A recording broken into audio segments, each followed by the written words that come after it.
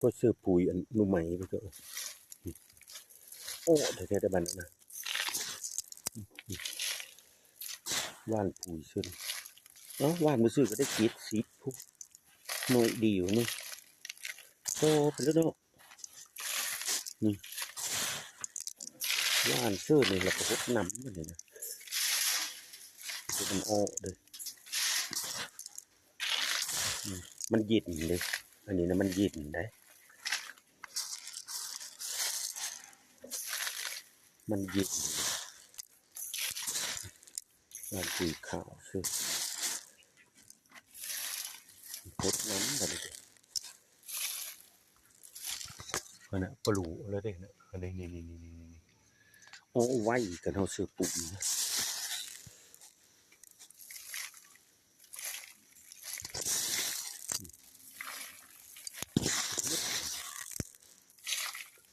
คือมันทันกินนะ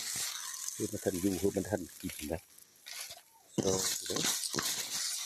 ปูกระทงนี่15,000กีบนะ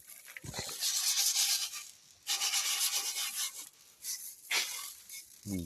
มอ๋อปันเลยบัดนี้เสื้อปุ๋ยดูไหม